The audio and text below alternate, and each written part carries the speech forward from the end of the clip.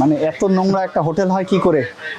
এই যে বিড়ালগুলো ঘোরাফেরা করছে, হ্যাঁ, একটা খাবারের হোটেল এত নোংরা হয় কি করে বলেন দেখি। আপনার ওই যে বিড়ালগুলো দেখেন খাবার খাচ্ছে, ওই যে আপনার মূল্য তালিকা কোথায়?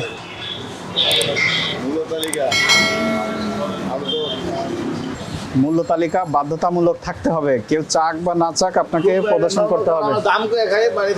না না, আপনাকে দেখতে হবে না, দামও করা যাবে না, দাম লেখা থাকতে হবে।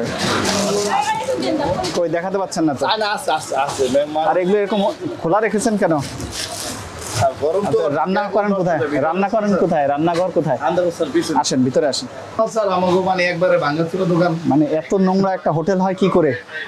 এই যে বিড়ালগুলো ঘোরাফেরা করছে, হ্যাঁ, একটা খাবারের হোটেল এত নোংরা হয় কি করে বলেন দেখি। এটা কবে রান্না করেছেন? এটা গরম স্যার। এটা ঢেকে রাখেন না কেন? স্যার ডেকে রাখলে গরমে না না, জাল দিয়ে ঢেকে রাখতে হবে।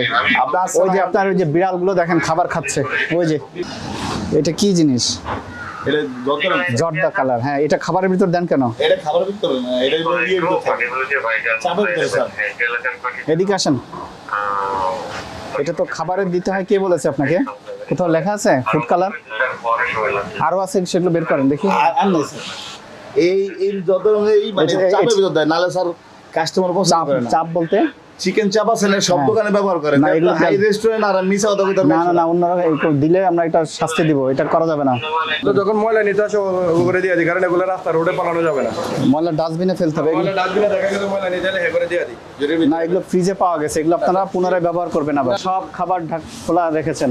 আর এই এলাকায় সামনে গেলাম না না, এই যে গ্লাস দিয়ে গ্লাসের ভিতরে রাখতে হবে, যে এখানে রেখেছেন না, এখানে সাজা রাখতে হবে। তারপরে আপনার মূল্য তালিকাও নাই, মূল্য তালিকা দেখতে পাইনি। রান্নাঘর অত্যন্ত নোংরা পেয়েছি, এবং প্রত্যেক টেবিলে টেবিলে একটা করে দিয়ে দিবেন, কাস্টমার যাতে দেখতে পারে। আপনার হোটেলের বয়স কতদিন? আমরা কিছুদিন কতদিন? 3-4 মাস ধরে আছি স্যার। লাইসেন্সটা দেখান একটু দেখি।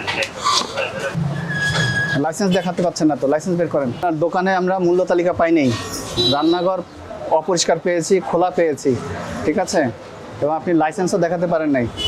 আপনাকে আজকে সতর্ক করে 15,000 টাকা জরিমানা করা হলো।